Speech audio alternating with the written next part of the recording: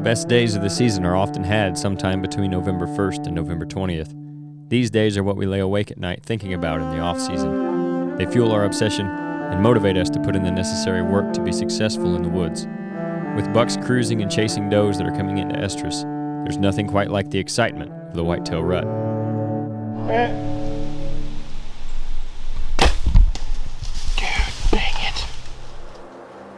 Even before we got into this highly anticipated time frame, though, Dusty had his closest call of the season on a mature buck back on October 31st.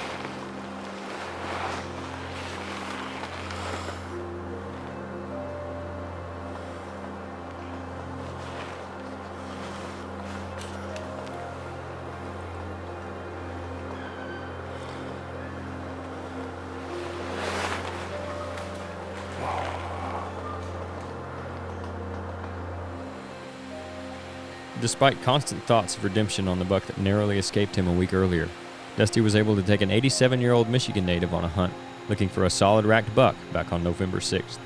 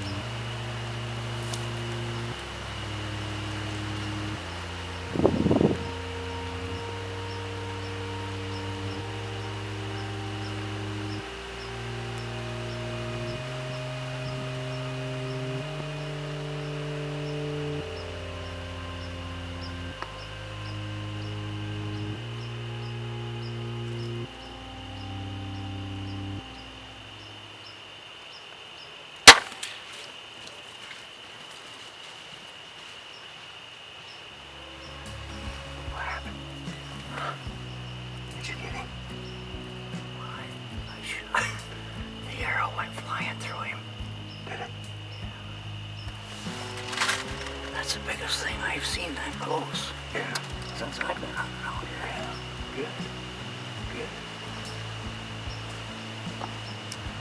And then the light is on that bolt. The light is on.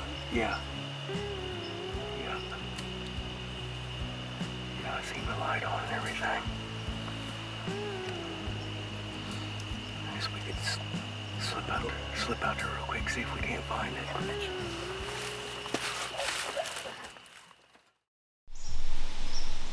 3 days later and 30 miles to the north, Nate and Blake climb into the funnel set that they hung nearly 2 weeks prior for what would turn out to be a great morning hunt.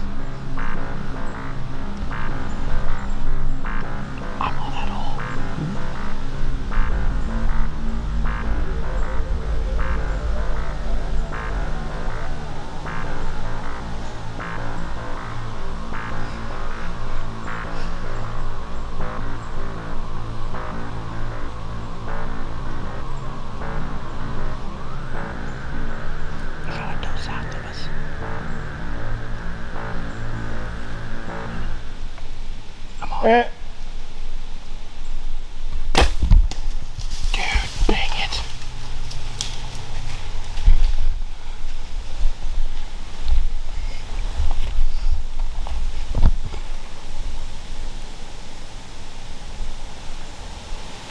Were you on him?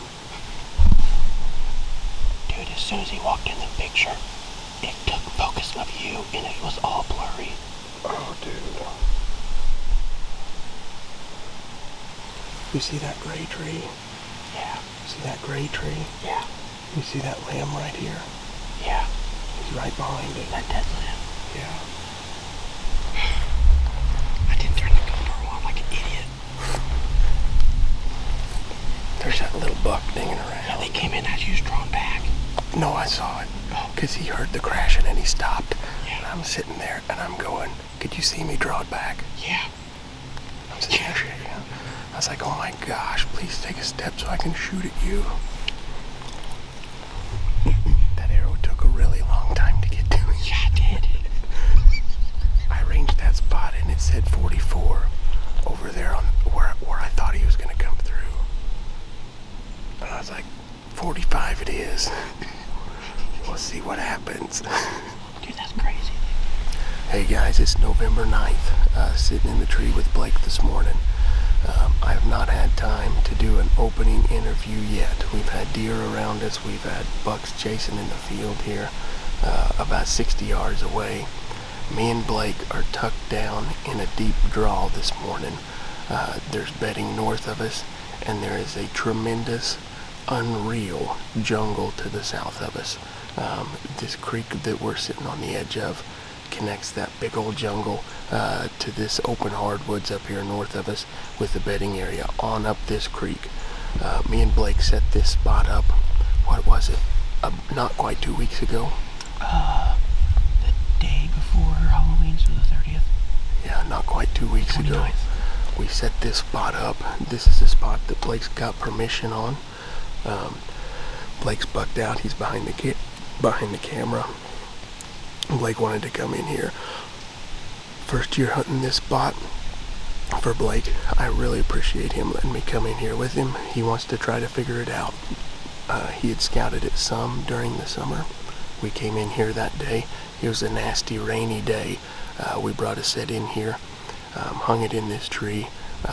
We looked at this spot. We studied it a lot before we made a determination on this tree. Anyway, we thought that the bucks would cruise up and down through here, especially when it's windy, because they can stay low. That's exactly what this guy was doing this morning. As you can tell, I've already shot. Blake's got pictures of this deer. He knows this deer. I could barely see him coming. Blake told me that he was a shooter, so I just grabbed my bow and I was ready. I was trying to focus. He looks like he's a pretty solid 8-pointer. He's not a monster, but he looks like he's a pretty solid 4-year-old 8-pointer. My shot was about 45 yards. I ranged the spot where I thought he was going to come through. It said 44, so I just set my pin on 45. Right when he was getting behind some brush for me to draw, I went ahead and drew. There was a couple of little bucks came in about 30 yards south of us, and he was staring at them, and it felt like I held that bow back forever. I bet I only had it back 20 or 30 seconds. But anyway, it felt like forever. He finally stepped out. I put it on him. I shot. It looked good. He spun right as the arrow was getting to him. And man, it seemed like it took forever for that arrow to get there. But anyway, he's like 70 or 80 yards away. I hit him. He ran 20 or 30 yards and he stopped. And he stood there for probably close to 5 minutes. That really concerned me. He took a few steps. His ears were very droopy. His tail is tucked hard. He was trying to walk uphill and he fell down and he bedded. He had his head low. We're still trying to see what he's going to do here. He's exactly where we need to go to get out of here. So we're going to be here for a while watching him. Luckily, we can see him where he fell right there. Luckily, I can sit down and keep an eye on him. So anyway, I'm excited. I've not killed a buck with my bow since November 5th, 2020. So anyway, very excited for that. All right, guys, we sat here, we watched him. He finally went down for good over there. He's rolled over on his side, head down. He's been like that for probably 20 minutes now. So we got our buck down. I'm excited. Not killed one for just over 3 years now. 3 years, 4 days since I've tagged one with a bow. So anyway, very excited. I think we're gonna get down here in a minute, see if we can put our hands on him over there.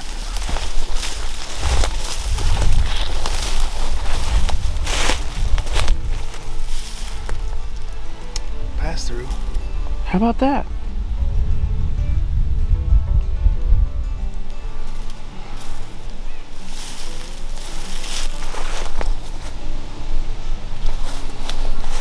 This is my first deer with a G5 dead meat.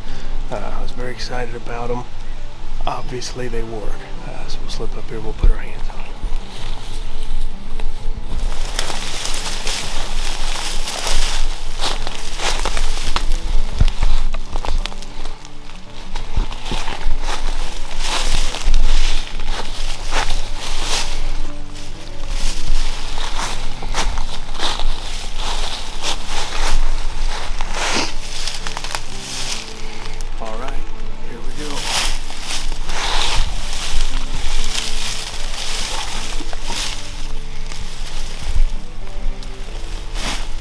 Well, we got him. He's a good looking buck. Alright, well, we slipped over here and found him. We saw him go down from the stand. He only went about 30 yards from where I shot him. Hit him low in the shoulder. It kicked back. It came out about the back rib on the other side. And it's actually higher coming out than it was going in. So probably bounced off the brisket even. And kicked back and up. But anyway, very happy with him. This is a deer that Blake knows in this spot. He's had a lot of pictures of him. This is a deer that Blake was wanting to kill in here. So anyway, very happy with him. He was out cruising looking for does this morning. Felt great to shoot. I haven't killed a buck with a bow in 3 years. 3 years and 4 days since I killed a buck with a bow. But anyway, very happy to have him. Surprisingly, he came over here and died 20 yards away from the little access road that we have coming back in here. So that's not going to be too bad for us. We'll get him gutted. We'll get him out of here. We do want to head and get it out of here because this is a very good spot. We don't want to completely blow it up. This is probably best case scenario for us killing a buck in here. That way we can just slip out of here as easy as we can. I'm very happy with him. Thank you very much, Blake, for letting me come hunt your spot, shoot your deer. Very exciting to have one on the ground again. So anyway, keep watching Fall Pursuit, and thanks for tuning in. The arrow went flying through him. Did it? That's the biggest thing I've seen that close. Come on. Well, we got him. He's a good looking buck.